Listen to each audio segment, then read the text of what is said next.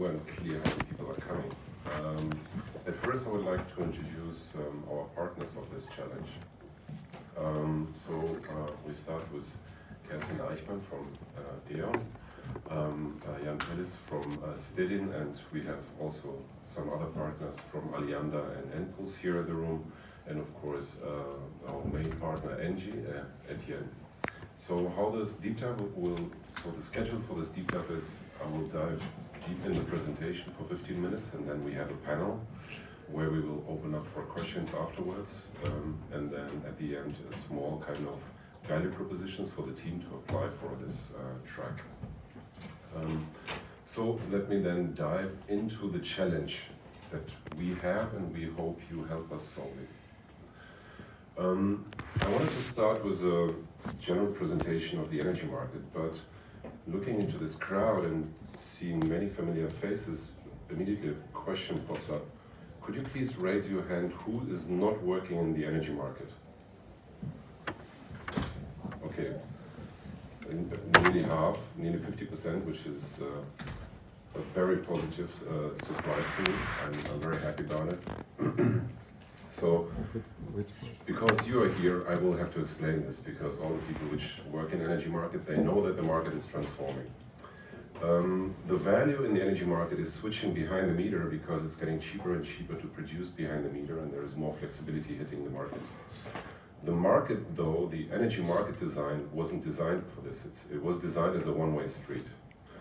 And so this is one transformation we see, and this transformation will only accelerate in the next few years. So on the other side, we look at the current market design, and there is a clear kind of divide between who can participate in the market in which form. And one of the biggest elephants in the room, the white elephant in the room in the market, in energy markets, is why isn't it, managed in a better way than now, or more real time? And the biggest problem that there is because people cannot agree upon a single platform that is managing the market, because that would be the most crucial point of attack of the system.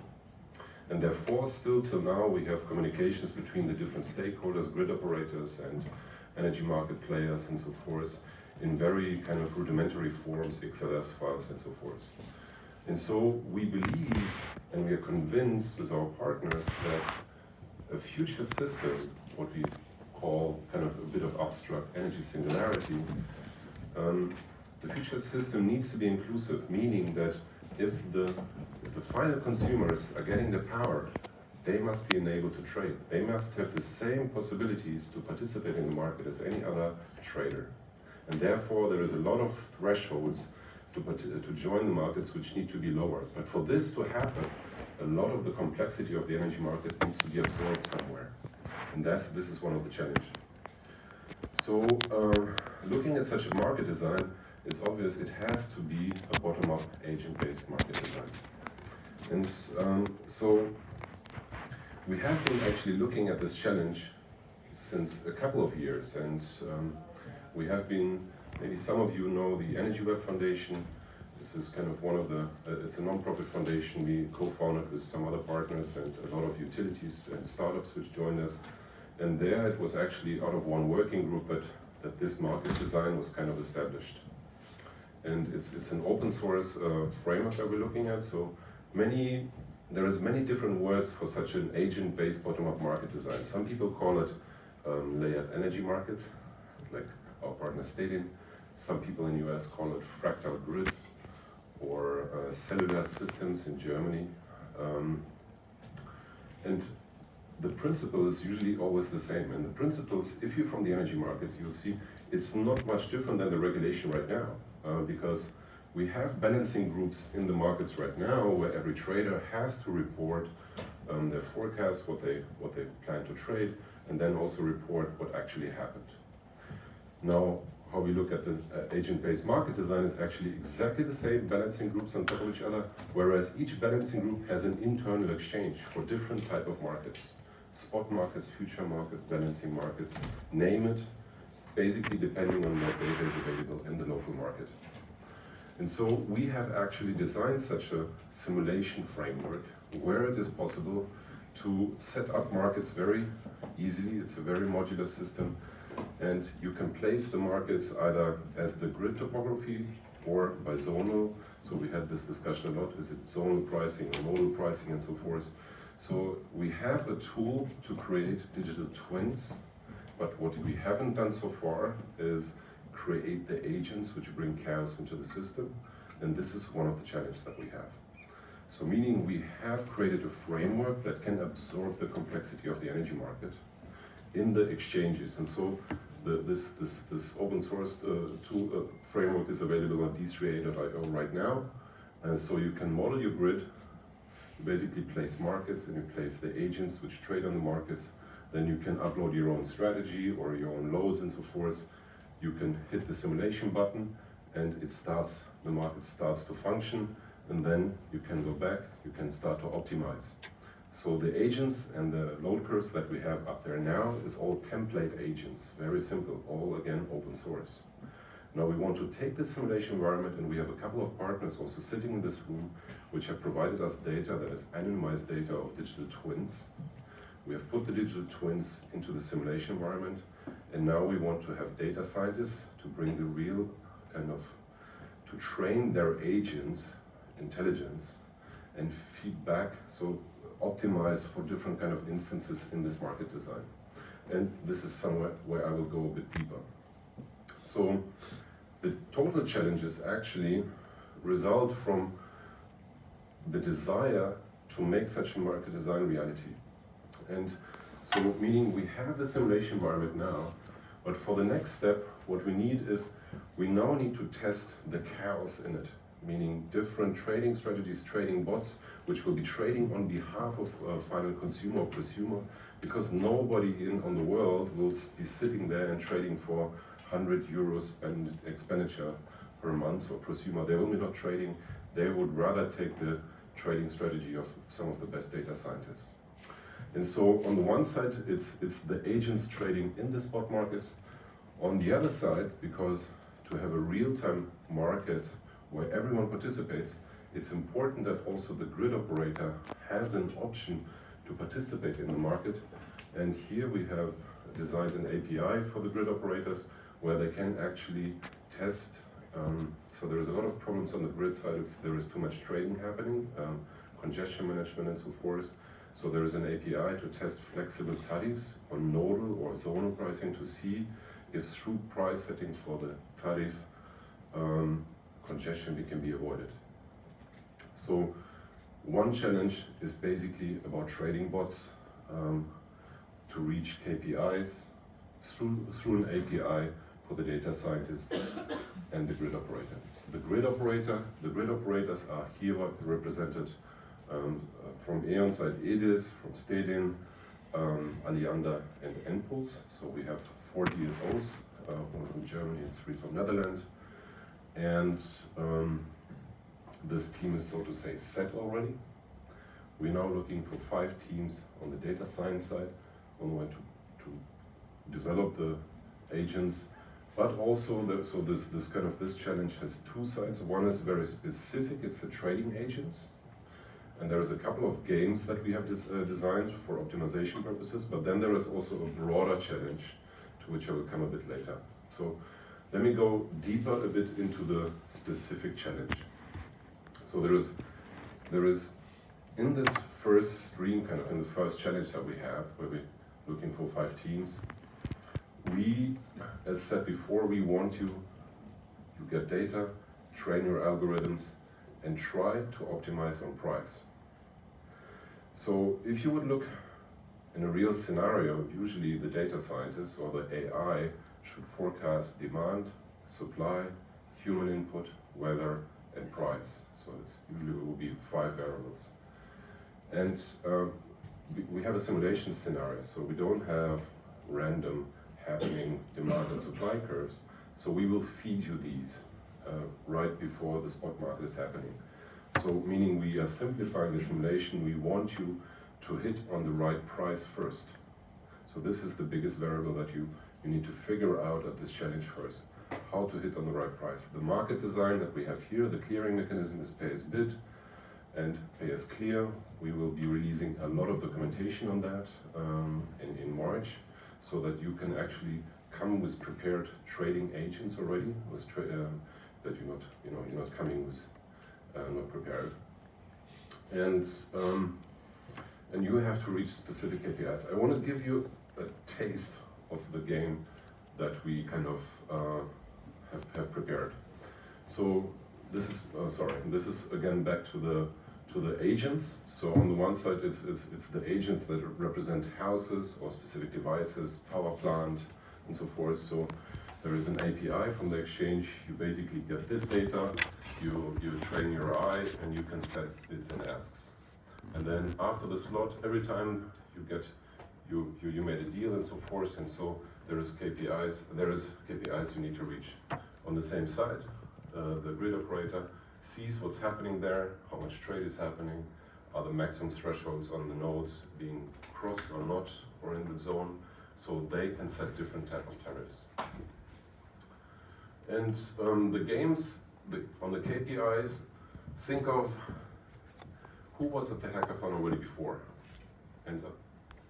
So it's a very large factory, the location. It's a huge room. And so we get a very large wall where we will have, I guess it's like maybe 30 times 10 meter, live projection of all data happening. And we have 10 tables sitting in front of it, and so it will be like a round-based thing. So at first we will say like team 1 till 2, they have now the task to optimize a specific household. So they will register for those APIs, they will get the data, and they will train, and we will see in real time what's happening. Everyone will be seeing in real time what's happening. So we will have sandbox at the beginning, training, then a single house home, then separate communities. And so there we have a lot of variables then that we can actually give teams the task to optimize a whole community. And then we can connect while the simulation is running to another community to see how actually the community is balancing themselves. So there is a lot of instances that could be optimized in this whole scenario. Now, the detailed game design, so to say, for the agents, for the data scientists, will be done tomorrow with our partners. So we have the variables now. Tomorrow we hopefully come to a conclusion how we will design this specific game to find out the best algorithms. And then maybe a bit more data. So optimize a house, you get those curves, you get kind of demand and supply as a data point. Shortly ahead, you need to buy so much, and then you need to set the right price. So again, for now it's mostly about getting the right price or the cheapest price. Then you have a community. There's a lot of KPIs that you need to fill, and then it's basically competition who trades the best. And then of course, once we go into higher hierarchies, you have different communities, and here we have a kind of Grönement, a community here in Haag. Once you start to trade between other communities, this number shows or represents kind of how much the grid fee is being taken from each trade. So the grid operator can actually vary the grid fees as the trading is happening to avoid congestion management. And so that's where we then bring multi-party together to see, can we get, does this system break or does it make sense? Because there's a lot of questions that need to be answered. If there is a flexible tariff, does it create, let's say for non-smart houses, does it create, unequalness? Yeah, unequalness, exactly. And so all of that we can now simulate, all the theses, and that's what we want to do. Now, on the first stream, there is also a broader challenge. So this is very specific. It's a very specific game. But how we look at the whole problem, or how that we have right now, the challenge number 1 and challenge number 2 is we actually, as I said before, on the one side, through the market design, we want to absorb complexity. Open source, you can stack markets on top of each other. On the second step, we want to crowdsource intelligence. We want to enable that data scientists can participate, can train their algorithm, feedback. There is a very interesting business model out there. If I optimize for someone, maybe we can share the optimization. Then we want to enable actually coming the final consumer insight, which is also a variable to the trading strategy.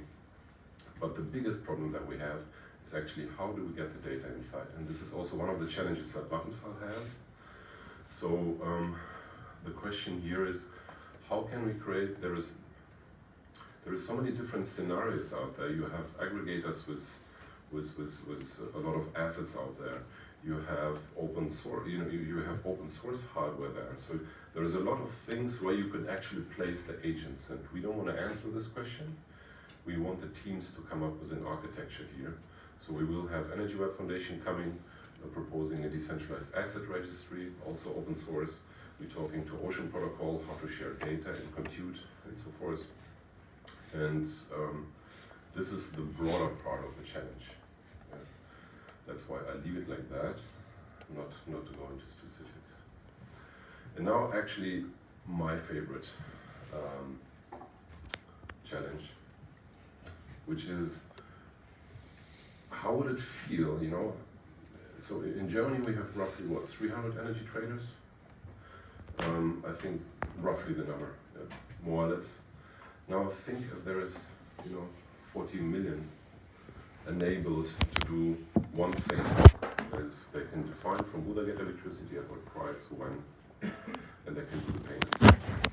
And how would it feel like? And we have been doing a lot of research the last half a year. We've been looking at all kinds of applications that are out there, communities and so forth, trying to understand what is it that really, is it really interesting to people? Because the final result is people are not interested in energy at all. They don't have a relationship. There is no relationship. It doesn't matter. And I believe we can prove the opposite.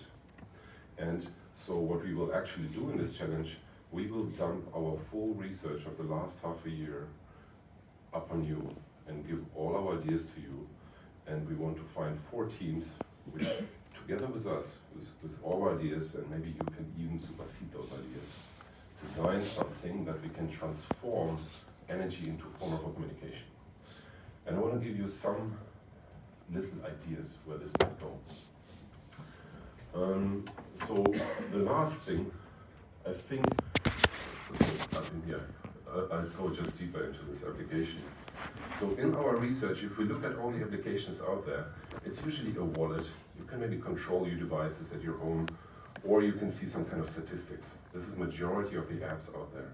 This is the disaggregation devices and so forth, and that is all good, and it's necessary, but the question is, how often do you use it? I mean, is it really, there is different type of users. If you're kind of a geek and you have a TV at home and a battery or whatever you have, then you're interested about it.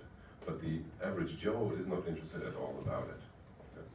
Because there is, what's the purpose? Is just lowering the bill, or is just showing off out there? So, and then we investigated what kind of stakeholders out there actually. Is it me personally? Is it the asset?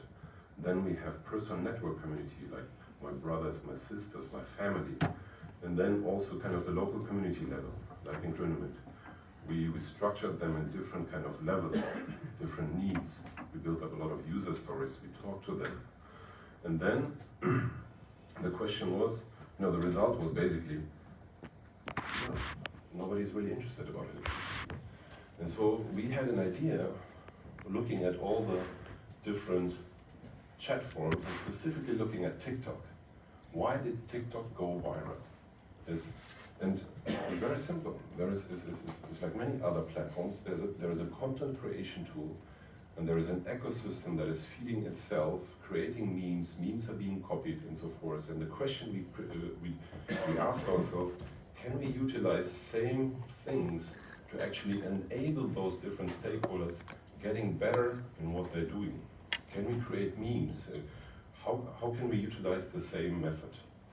And the idea came up, well, there probably needs to be some kind of content creation tool that is combining the flow of electricity, payment with information. And so we call it a mini PPA modeler.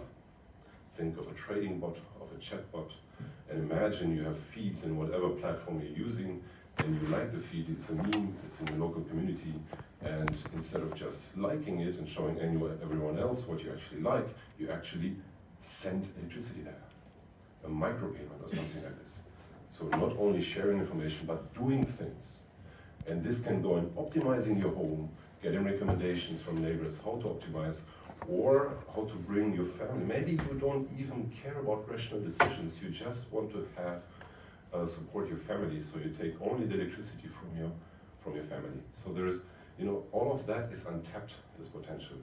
And so the question is, to tap this potential, we have been looking at apps, and most apps that are out there, they make deterministic proposals. And we don't want to make deterministic proposals for user stories. Therefore, we have to create a tool that enables a lot of user stories. And then, of course, when you have created content, share it in different forms. And there are a couple of user stories. And we have to look at the user stories from emotional perspective, social, economic perspective, and then, of course, on the different levels. Is it only for me personally, with my family or my personal social network, or local community? And so, I don't know, in the crypto space, there is this meme, you can send a beer, it's in form of crypto, like tipping. Why not with electricity? Doing good action versus, if I live close to a park, if people would clean it, and you see, I clean it against energy, and I see that they clean, people film them, I'd be happy to tip it with energy, with green energy. Why can't I do this? So there's a lot of stories that we haven't figured out, and we have, as I said, I think we ourselves maybe came up with over 100 user stories, which are like, why would you even do this? Because, at the end, what we want to achieve, that this is transforming it's accelerating the energy transition. That there is more renewables happening, and so forth. And therefore, this thing needs to go viral. And so, if we have 4 teams that come up even with 3 good applications, I'd be interested that those become reality, even all 3 of them. So, because we don't know what's going to be viral until it goes viral. Yeah. So, that's basically from my side, and now we have 20 minutes on the panel.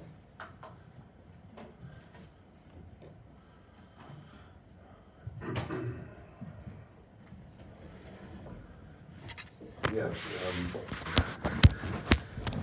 could you maybe shortly introduce yourself and give a perspective of E.ON? Because, the panel that we have sitting here before we dive in is actually a very interesting combination of innovators. So I know Key since many years, and she has worked at Energy and now at E.ON. I think Energy was one of the most advanced in terms of machine-to-machine economy and kind of networks. How do you, Yeah, so happy to give you a little bit of a framing, so what we have done at Energy and why we are also excited to participate in this challenge together with Ewald. So at Energy we have taken this topic of decentralized ledger protocols very seriously since 2015-16 already, where we heavily invested in blockchain startups.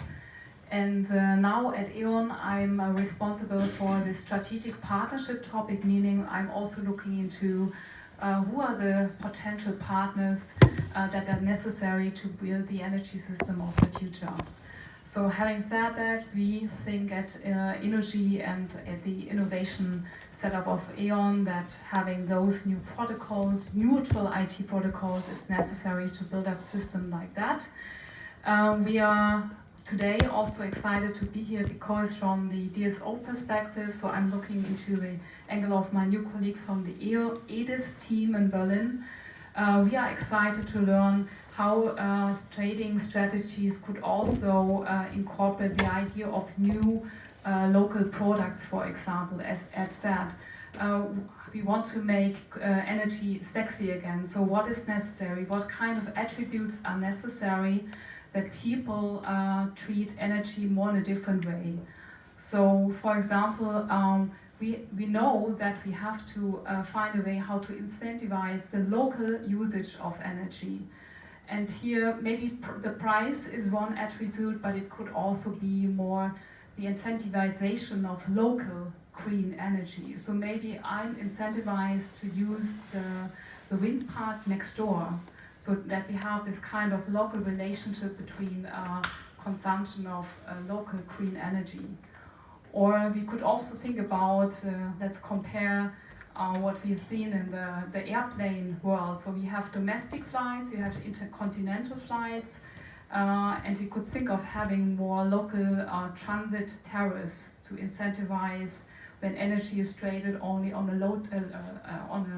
a small distance, for example. So this is something I want to give you as our thinking. We really want you to think in creative modes, how dynamic pricing, emotional-based pricing could work, and yeah, I think that's. I would have one more question to you, Keith, which is, looking at the energy market and kind of the big inertia, and specifically kind of the difficulty to innovate because there is different regulation in every market.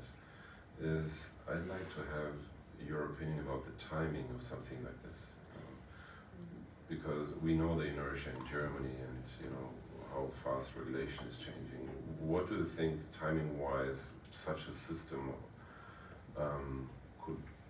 Yeah, so I can tell you we started to look into peer-to-peer energy trading, for example, already in 2016 and 17, using a Tendermint-based Ethereum blockchain. It was really hard back then to integrate our first smart contracts into a legacy backend system of a DSO.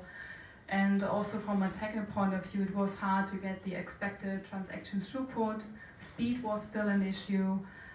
So back then, technical-wise, it was challenging.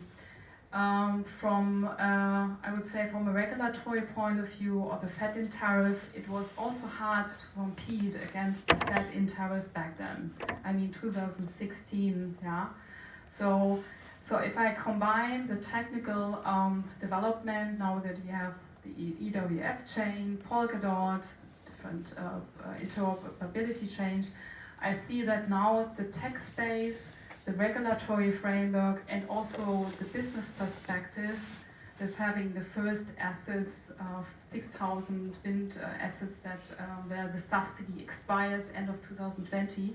So there is a demand to have a post-Fed-in tariff system. So now is the time, I think, where you guys and ladies, you're meant to think about new community solutions. So yeah, now is the time. Yeah, cool.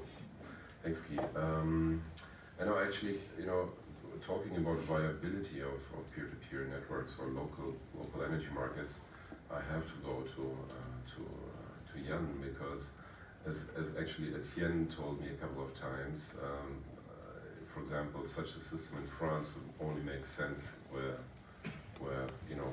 the grid would not be accounted as a flat rate, but only what you use, because through such system you could actually show how much you use of the grid. And only that makes local kind of systems economically more feasible. So what I was enormously surprised, I think you were one of the first DSOs I met in the market, and who was talking about layered energy markets, and that was like 3 years ago already, something. What is the rationale from your side pushing into this direction? I mean, you have a pretty comfortable life, no, as a DSO? Well, maybe it's good to start at that point of our comfortable life, which disappeared some years ago. Maybe good to say here on behalf also of Alliander and Puls, we are together in these shows. I think we as DSOs face a problem already now. So we saw those nice tiny houses here on the chart, but when the transition is taking place, every house, the peak load of the house will go up 2 to 4 times what we are used to today. Our grids are not designed for that. So we are going to have congestion in our grids, and if you only look at the stadium grid in the Netherlands, which is about 1/3 of the Netherlands, it's over 40,000 kilometers of cable we have to replace in 15 years if we wouldn't do anything smart. So more than 1 round of cable around the Earth to solve it in the way we were used to work. But I think that's what we need you for. We want to do get smarter. How can we use all the developments and the positive flow and energy from our customers to do it different? So what we saw about 3 years ago, we got questions from initiatives like Groene Mint, Hoogdalen, and other areas in our staging area that said, well, we want to trade energy with each other. We have a lot of solar panels. How can we do that? And our first reaction was a bit like the DSO would react, defensive.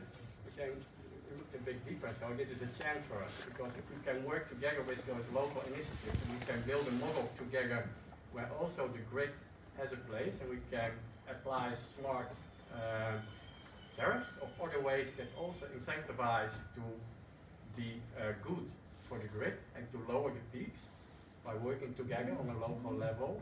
Those local initiatives are not a risk, but a chance for us. So that's why we are in, and that's why, well, I think this unique cooperation and simulation environment will also help us further to test such environments. And well, I think we need you to come with smart solutions for trading in the market, grid tariffs, and let it all work together.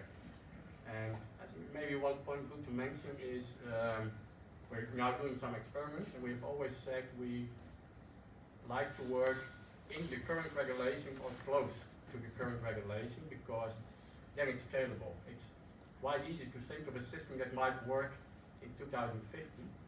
It's not useful for us. So I think it's part of the challenge to come with solutions that fit or are very close to current regulation. And of course, we will bring in our expertise to help with that. Thanks a lot, Jan. And coming to Etienne.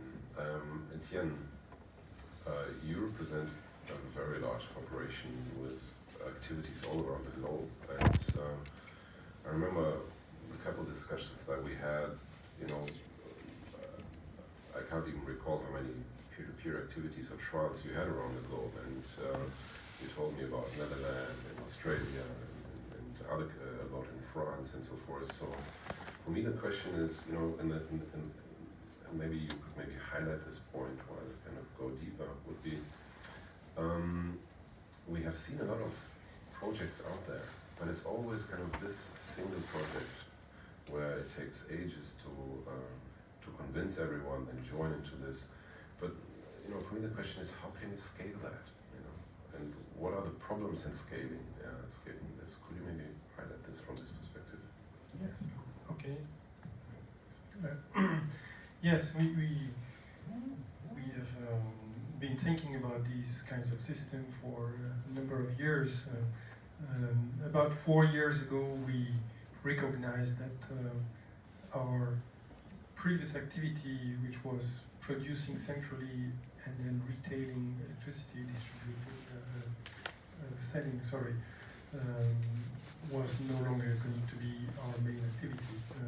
So we essentially sold off all our coal, many of our gas-fired power stations. We wrote off about 15 billion of assets centralized, and we tried to reinvest those 15 billions into other activities, basically service-based, to manage for our clients the complexity that was going to happen. So we are convinced that we are going to be less and less producer, supplier, and more energy flow manager, without being DSOs. But managing the complexity that happens at local level for our clients. In fact, we reorganized our strategy as helping our clients to go towards their own zero carbon solutions. Being zero carbon ourselves as much as possible, but also for our clients. And so we experimented with a number of concepts, and we are convinced that managing the local complexity will be done mostly with the concept of energy communities. And meaning that a number of people will agree among themselves to exchange energy. It can be peer-to-peer, it can be more community-like exchanges.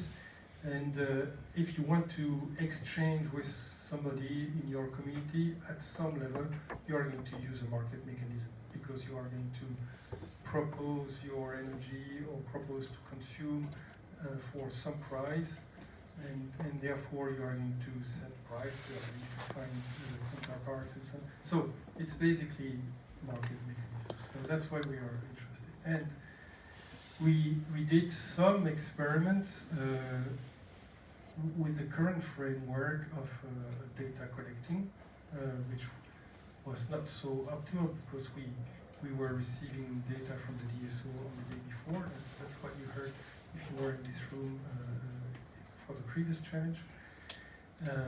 But even with that, we could experiment about how to share value fairly within the community. What does that mean? And for instance, I can ask you, in your opinion, who believes that to be part of a community, you absolutely need some PV panels in the room? Or is it not necessary? Who believes it's necessary? Nobody. Well, in whole, it's necessary now. Yeah. Because of the legislation. Okay. So the first thing that we highlight is that if you don't have PV panels, you are also good for the community. If you have a community of all producers, it doesn't work. Somebody has to absorb the production. The only thing is that you have to absorb at the right moment. Right? So you have either a means to control your consumption, or you have a battery, or you have an electric car, but that has value. So it's not only the producer that creates value within the community, it's also the consumer that does the right gesture, that decides to consume at the right moment.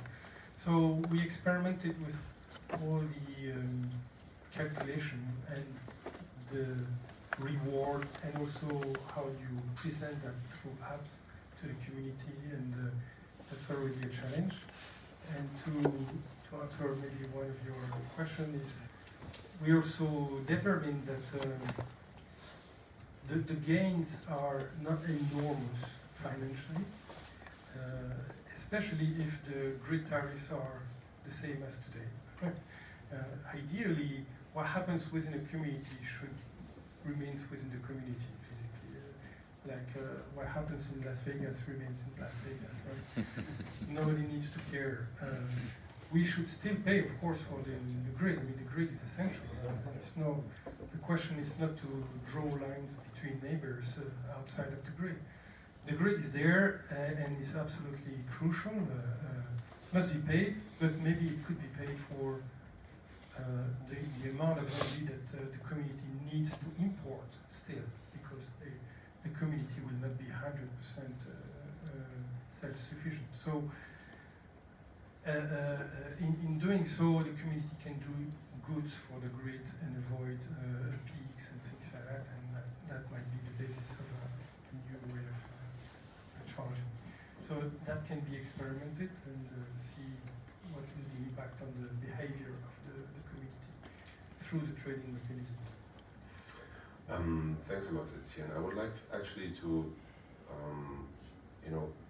close kind of, before we go on to Q&A, was on another point that we previously discussed is, I was honestly, personally very surprised that NG joined this, because I had so many trials and testing already out there, and so my question to Etienne was, why do you think this is different to everything you have done before, or what is the major difference for you?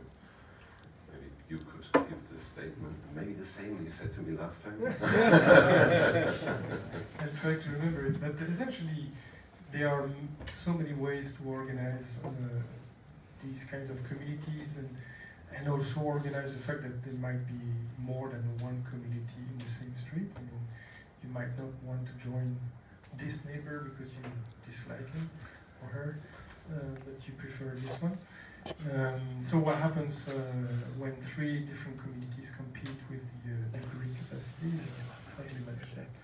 But so this challenge is interesting for us because there's a lot of liberty in the solutions that can be provided to manage the complexity. We made some experiments within the frame of the French regulation on energy communities, which, again, to summarize, does not allow to empower an energy community manager or a market operator to manage the consumption and production data itself. It has to go to the DSO because the DSO is recognized as the sole source of valid information for invoicing. Now, if you forget that, then you have so many options that can be validated as a good idea or less good idea. And I'd like to see success, but also I'd like to see how such system can be hacked in a way. And That's the thing I was waiting for. That's the thing. So the major difference is, and this is also something, I've been working in energy for the last 14 years. There is nothing open source. And so all the frameworks, and this is the mantra that we kind of pushing here, is we want to bring the same type of innovation into energy, the same that there has been already in software the last 20 years. It's not that we're inventing anything new. It's just there is different type of open source licenses. Look at it. Only that enables to create an ecosystem, and that is kind of a baseline for us, what we're doing here. And therefore, kind of, I leave the statements here for teams we're looking. What we're expecting from the teams, because for us this whole thing is kind of a development. It's not just a trial. We have been looking and we have been developing this system for the last few years, and a lot of knowledge from all the partners went inside there. For us, it's very clear, regardless of the outcome, we will deploy it. We will go further and we will build it. And so I just want to leave you with this strong statement, not only to have the bounty of 10,000 euro for each team to be your motivator. We are rather interested in these statements to be your motivator. Yeah. So, and therefore, I think we have 3-4 minutes for Q&A. Please.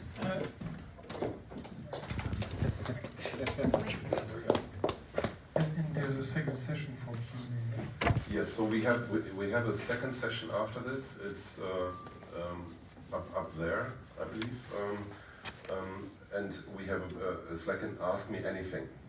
So because the timer was very tight, we have put 2 challenges into one presentation, specifically because of the video. So if there is more questions, we will be in the next session for Ask Me Anything. Please. Okay, so you're working on, it's an open source project, what you're doing, but if we would join this track in the hackathon, are we obliged to use parts of your software, and which parts are those? So it depends which challenge you go for. Yeah, so it would be the second challenge probably. The app? Yeah. The app has nothing to do with the exchanges. The app is completely open. There is no software for that. The only software that exists there is a market design where you can stack exchanges on top of it. So we have been drawing. If you see the API, actually, so the only thing that we can actually come to the app is kind of the freedom to decide from who the energy comes, but the registry could be on your side. So at what time, what price, and so forth. So then you can feed to the agent. So we don't define where the agent even sits, because there are so many different scenarios where the agent could sit. It could sit in the edge device, in a Docker container. It could sit in a cloud or for aggregator. So it really depends who you are. But you have an API, and what's behind that? Yes, this API will be published. There is documentation for that. Mm-hmm. Yeah.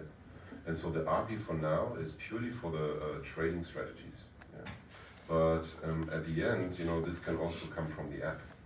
So we don't want to decide where the app starts and finish, or the agent starts and finish. We don't make this definition yet because it would enormously limit the solutions.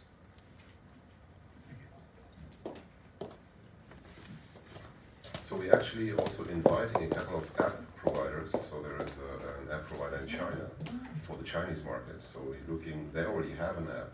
So we're also talking to crypto wallets how to add other stuff to this, how to connect to this. So the architecture could be very different from each other. Yes, it works. I came out from a local energy community in Delft, Deelstroom Delft. That's why I answered the question on the solar panels. We put solar panels in a cooperation on the gemeente, on the local municipality. But my question is entirely on another side. It's actually on your APIs, on the bids. It's not that relevant because it's a simulation, but as, let's say, a local prosumer, and suppose I would be able to make bids. So, just the ideal world, let's say, for a, I would not want, I would have want to have plenty of privacy for that bid, because a bid is even mostly like a gamble on my future meter value. More or less, you could view it like that. By the way, you could also use that for these memes. Just, it's a gamble, it's a game. But the question is, did you think of a way to actually provide that privacy? So absolutely. So because I would not only want to have privacy for my meter values, but also for my bids. So when you trade on an exchange right now, think about a financial exchange. You don't know where you buy from. You don't know who you trade from. So that's essentially in trades. And then, so you either make it completely anonymous, you don't know from who you buy, so meaning everyone needs to put a security up there. This is how exchanges work right now. They create an entry barrier. You don't need to know the other party because you know they can cover it because there is a security on the other side. That's what exchanges make. They bring liquidity. On the other side, they create an entry barrier. So that's one thing. And then you have a different choice, taking which clearing mechanism. You pay as clear, where you have one price for everyone, which is very social, or pay as bid. And now those different market mechanisms also allow a different type of structure. So for example, in pay as bid, you can give attributes to every bid and ask that actually some people know each other when they hit each other. And the others are blind, so you can have a mixture between privacy and known to each other. We have tested all of that, and it's open source there. You can choose which market design. But we prefer the pay as bid simply because it gives, on one side is for the data scientists, it's a bigger challenge. On the other side, it doesn't really make a big difference to pay as clear from all the research. And it gives the possibility to create mini PPAs, because if you make a mini PPA for something, they can meet at this thing with each other, knowing the identity to each other. Let's wrap this up. Thank you so much.